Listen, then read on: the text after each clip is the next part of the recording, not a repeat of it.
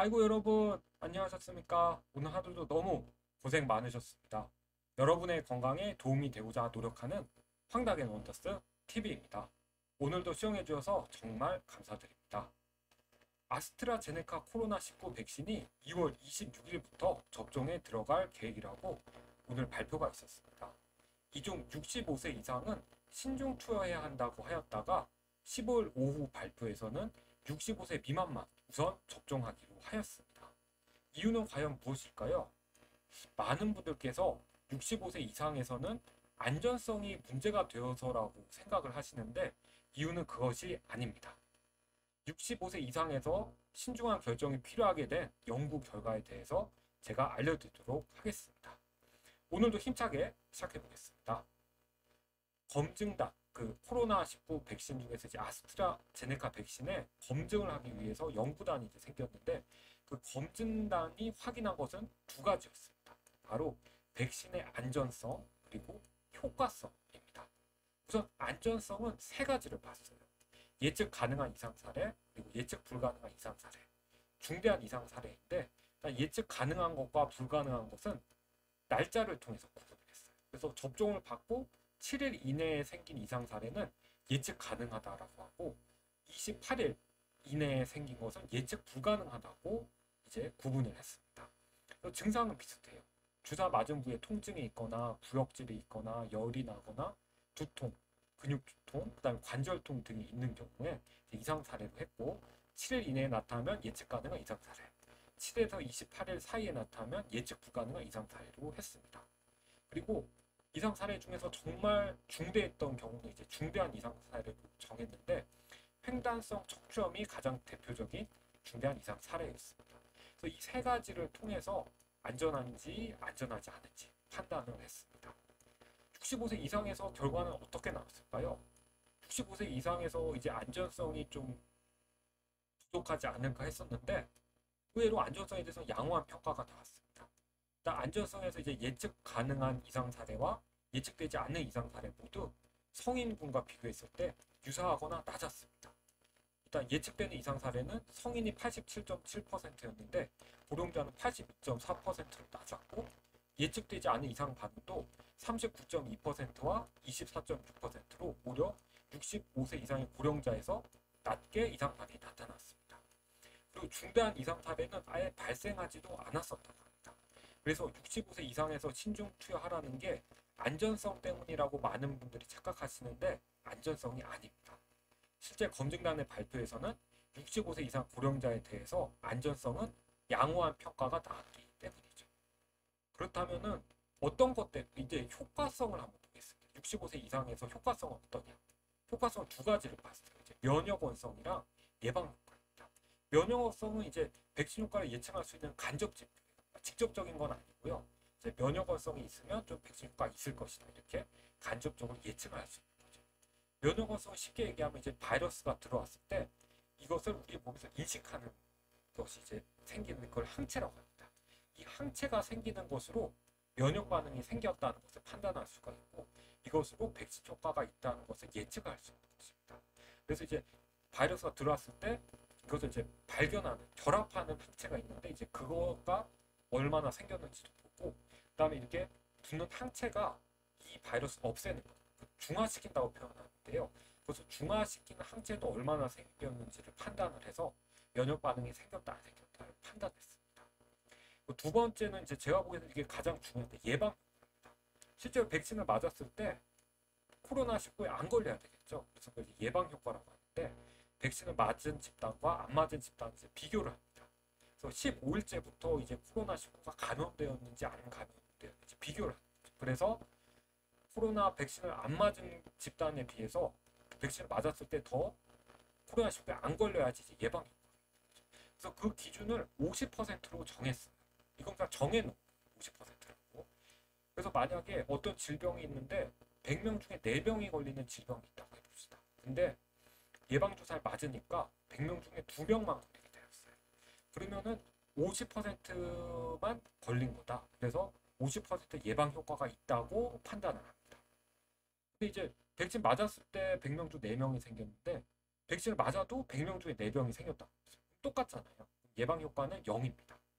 그리고 백신 접종을 했을 때 아예 아무도 안 걸린다. 그럼 이제 100% 예방 효과가 있다고 합니다. 그래서 이 두 가지를 봤어요. 아스트라제네카 백신의 효과성에 대해서요. 그래서 이제 65세 이상 고령자에서 안전성에 대해서는 2,109명에 대해서 평가가 나왔는데 예방 효과에 대해서는 좀 660명밖에 안 됐습니다. 그러니까 좀 적은 거죠. 그래서 백신을 맞은 660명 그 고령자 백신 맞은 군에서는 이제 한 명이 생겼고요. 백신을 안 맞은 군에서는 또 한 명이 생겼다. 한 명 한 명 똑같죠. 그리고 백신 투여군과 대조군이 몇 명인지에 대해서는 나오지 않았습니다. 근데 일단 예방 효과에 대해서 660명을 평가했다고 하니까 백신 투여 받은 군은 이제 660명이라고 하고 대조군이 이제 몇 명인지 모르니까 어떻게 보면 좀 판단하기 어렵죠. 그래서 제가 한번 예측을 해봤습니다. 일단 660명이 다 백신 맞은 군이라고 한번 해볼게요. 그런데 660명 중에 한 명이 걸린 거죠. 뭐 백신 안 맞은 환자는 얼마 있는지 여기 이제 나와 있지가 않습니다. 그래서 만약에 백신 맞은 사람도 660명이고 안 맞은 사람도 660명이라고 예측을 해볼게요.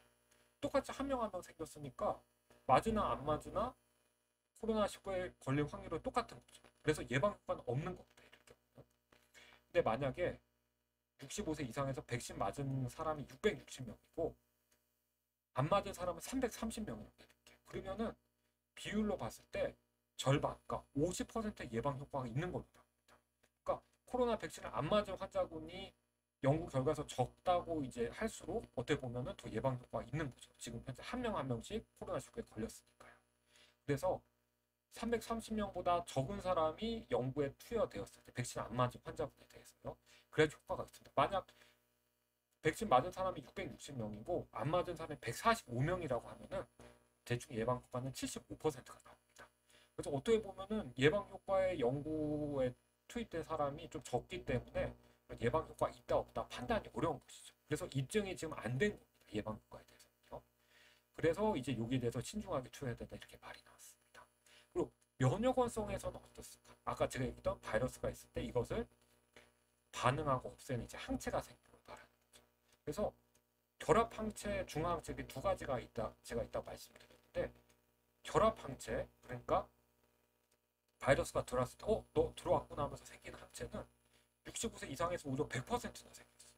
이거는 좀 좋은 결과죠. 근데 중화 항체 이거를 이제 바이러스 없애는 항체는 성인에선 80.7%에서 생겼는데 고령자에서 64%밖에 안 생겼다고 해요. 그러니까 요거는 좀 안 좋은 결과죠. 그리고 이제 뒤에 나올 건데 이 항체 생성된 양도 65세 이상에서 더 적었다고 합니다. 그거 이제 좀 이따 뒤에서 보여드리겠습니다. 그래서 이제 65세 이상 고령자에 대해서 효과성과 안전성에 대해서 다수의 전문가들 2월 1일에 발표된 거예요. 다수의 전문가들은 참여 대상자 중에 고령자 수가 적다는 이유로 투여를 배제할 수 없다는 의견을 제시했습니다. 그 이유는 18세 이상 대상자에 대해서 유효성과 안전성을 확인했기 때문에 65세 이상도 포함이 됩니다. 65세 이상에서도 예방 효과 확인됐다. 그러니까 예방 효과에 대해서 입증은 사실 안 된 건데, 그러니까 확인은 했다는 거죠. 그러니까 65세 이상에서 백신 안 맞은 군에서도 한 명 생겼고, 백신 맞은 군에서도 한 명 생겼으니까 확인을 했다는 거죠. 그리고 면역 반응은 성의가 유사했다. 그러니까 그 항체가 생긴 건 유사했다는 거죠. 그리고 안전성은 양호하다. 이런 이유를 제시했습니다.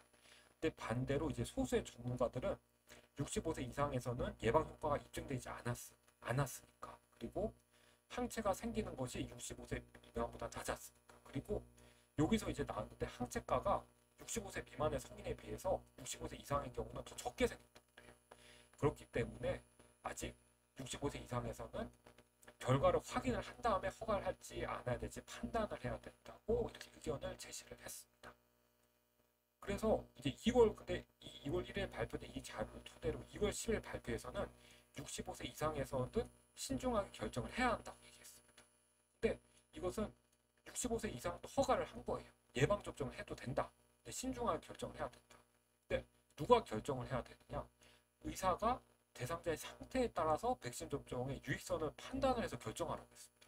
근데 사실 이게 좀 어려워요. 유익성을 충분히 판단하라는 게요. 이제 제가 왜 그런지 예를 들어볼게요. 만약 안전성이 입증이 안 됐다고 하면은 이것은 이제 충분히 판단을 할 수가 있습니다. 그러니까 유익하다고는 결과가 나왔는데 안전성이 부족합니다. 이럴 경우는 이제 판단을 할 수가 있죠. 그러니까 이제 65세 이상은 코로나19의 고위험군이잖아요. 뭐 혈압, 당뇨, 환자분들 그러니까 유익성은 있다고 만약 됐다. 근데 안전성이 부족하다고 하면은 할 수가 있습니다. 그러니까 고혈압, 당뇨가 있으신 65세 이상 분이시니까 좀 고위험군입니다. 그러니까 안전성이 아직도 입증이 안 됐어라도 좀 맞는 게 좋지 않을까? 이렇게 말씀드리면서 판단할 수가 있죠. 그리고 또 반대로 65세 이상에서는 이제 안전성이 판단이 안 됐는데 특히 혈압이라든가 당뇨가 있는 분에서 오히려 더 안전성이 불충분해요. 그러니까 이런 게 혈압, 당뇨가 있으시니까 좀 보류하시는 게 좋겠습니다. 이렇게 판단할 수가 있죠. 근데 유익성에 대해서 충분히 판단하는 거는 판단하기가 어려워요. 왜냐하면은 자료가 없는 거죠. 유익성에 대한 자료가 부족한데 유익성을 판단해서 결정하라고 얘기한다고 좀 어렵죠. 그러니까 추가적인 자료가 있어야지 이제 65세 이상에서 예방 효과 확인 가능한 상황이라고 질병관리청에서 얘기를 했어요. 그러니까 전문가들, 그러니까 최종 점검위원회 전문가들이 모인 분들인데 이분들도 자료가 없으니까 판단을 못했다는 거죠. 근데 자료가 부족한 거는 의사한테도 똑같은 거죠. 의사분들도 자료가 부족한 거니까. 근데 유익성을 충분히 판단해서 결정하라. 유익성이 이제 쉽게 얘기하면 예방 효과인데 질병관리청 발표처럼 근거가 될 논문도 없고 어떻게 보면 사례도 없어요. 그러니까 65세 이상인데 혈압, 당뇨 있으신 분들은 특히 그나마 그래도 효과가 있다고 입증이 됐습니다. 이렇게 사례라도 있으면 판단을 할 수가 있는데 그런 것도 없는 거죠. 그런데 이제 판단을 하라고 하니까 이게 좀 대한의사협회 등에서 좀 판단하기 어렵다 이렇게 좀 반문을 제기를 했었던 거죠.